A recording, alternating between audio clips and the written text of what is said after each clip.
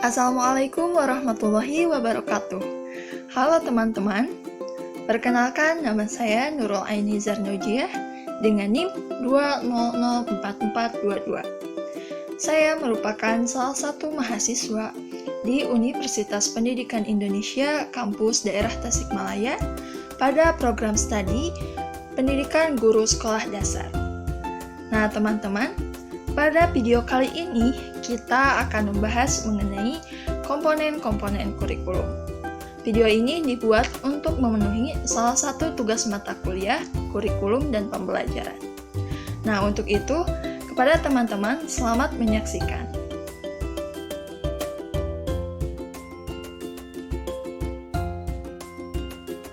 Teman-teman, untuk yang pertama kita akan membahas mengenai pengertian komponen kurikulum. Nah, tentunya kita bertanya-tanya, apa sih komponen kurikulum itu? Nah, komponen kurikulum merupakan dua hal yang berbeda, komponen dan kurikulum. Komponen, jika diartikan, merupakan suatu bagian atau unsur yang membentuk suatu sistem yang saling bekerja sama dan fungsional dalam upaya mencapai suatu tujuan bersama. Sedangkan kurikulum, menurut Undang-Undang Sisdiknas Nomor 20 Tahun 2003, dijelaskan bahwa kurikulum adalah seperangkat rencana pengaturan mengenai tujuan, isi, dan bahan pelajaran, serta cara yang digunakan sebagai pedoman dalam penyusunan kurikulum tingkat satuan pendidikan dan silabusnya pada setiap satuan pendidikan. Nah, jadi teman-teman, setelah kita mengetahui pengertian dari dua kata tersebut, sekarang kita bisa menyimpulkan bahwasanya komponen kurikulum ini merupakan bagian yang terpadu dan fungsional yang tidak dapat dipisahkan dari suatu sistem. Sistem di sini yaitu kurikulum, karena komponen itu sendiri mempunyai peranan dalam pembentukan kurikulum. Nah, teman-teman, untuk yang kedua kita akan membahas mengenai apa saja sih komponen kurikulum itu.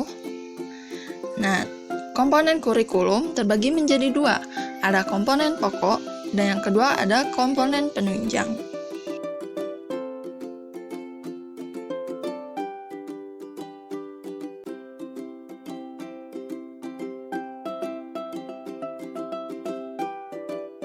Nah, teman-teman, untuk komponen kurikulum yang pertama, yaitu komponen utama.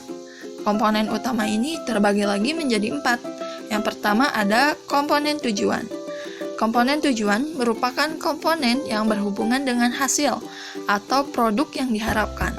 Komponen tujuan ini berhubungan erat dengan arah atau hasil yang diharapkan, baik secara mikro maupun makro. Nah, komponen tujuan ini terbagi lagi menjadi 4 bagian. Ada tujuan pendidikan nasional, tujuan institusional, tujuan kurikuler, dan yang terakhir tujuan instruksional. Yang pertama, tujuan pendidikan nasional atau TPN, yaitu tujuan dan arah pendidikan secara umum atau universal yang harus dijadikan patokan atau pedoman bagi setiap lembaga pendidikan di suatu negara.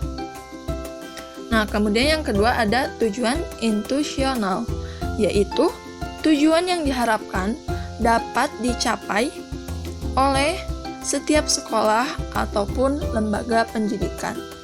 Dan yang ketiga ada tujuan kurikuler, yaitu tujuan yang diharapkan dapat tercapai oleh setiap bidang studi atau mata pelajaran. Dan yang terakhir ada tujuan instruksional. Nah, tujuan instruksional ini yaitu bagian dari tujuan kurikuler. Artinya, kemampuan yang harus dimiliki oleh siswa setelah mempelajari materi tertentu dalam satu kali pertemuan. Nah, jadi dapat disimpulkan teman-teman bahwa keempat tujuan tadi ini saling memiliki keterkaitan, yaitu tujuan instruksional bagian dari tujuan kurikuler, tujuan kurikuler bagian dari tujuan institusional, dan tujuan institusional bagian dari tujuan pendidikan nasional. Nah, jadi tujuan pendidikan nasional merupakan tujuan pada suatu negara, sedangkan tujuan institusional ini tujuan pada sebuah sekolah atau pendidikan. Kemudian tujuan kulikuler, tujuan pada setiap mata pelajaran, dan tujuan instruksional ini merupakan tujuan pada materi dalam satu kali pertemuan. Kemudian, untuk komponen utama selanjutnya ada komponen isi. Komponen isi ini merupakan komponen yang didesain untuk mencapai suatu tujuan. Nah, komponen isi ini bisa berhubungan dengan pengalaman belajar siswa. Kemudian, komponen isi ini juga bisa berupa materi, bahan ajar, dan pengalaman belajar. Yang ketiga, ada komponen strategi. Komponen strategi ini merupakan cara atau jalan untuk mencapai suatu tujuan. Jadi, misalkan jika kita ingin mencapai tujuan tersebut, kita harus memikirkan cara seperti apa yang dianggap efektif dan cocok untuk mencapai tujuan, untuk digunakan dalam upaya mencapai tujuan tersebut. Yang keempat ada komponen evaluasi. Komponen evaluasi ini ditujukan untuk menilai pencapaian tujuan-tujuan yang telah ditetapkan serta menilai proses belajar mengajar secara keseluruhan.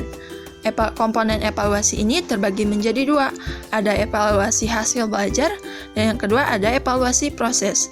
Evaluasi belajar ini bisa dilakukan dengan evaluasi formatif dan sumatif. Evaluasi formatif ditujukan untuk menilai penguasaan siswa terhadap tujuan-tujuan belajar atau kompetensi dasar dalam jangka waktu yang relatif pendek. Sedangkan evaluasi sumatif yaitu ditujukan untuk menilai penguasaan siswa terhadap tujuan-tujuan atau kompetensi yang lebih luas sebagai hasil usaha belajar dalam jangka waktu yang cukup lama. Nah, yang kedua ada evaluasi proses pembelajaran. Evaluasi proses pembelajaran ini untuk menilai selama proses pembelajaran.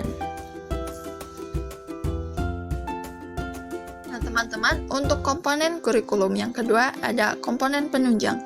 Komponen penunjang ini terbagi lagi menjadi 3. Yang pertama ada sistem administrasi.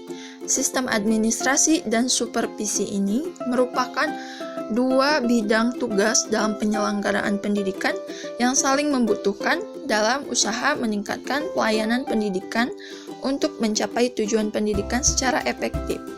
Nah, tujuan utama dari administrasi dan supervisi ini adalah untuk mengorganisasikan dan mengoperasikan tugas sekolah sehingga pembelajaran dapat berjalan dengan kondusif dan efektif.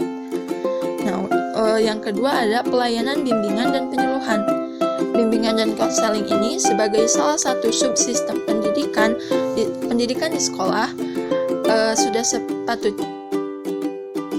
Demikianlah penjelasan singkat mengenai komponen-komponen kurikulum. Semoga dari penjelasan tadi dapat diambil manfaat oleh teman-teman dan mohon maaf atas segala kekurangan dan kekeliruan. Terima kasih atas perhatiannya. Jangan lupa like, comment, and subscribe. Wassalamualaikum warahmatullahi wabarakatuh.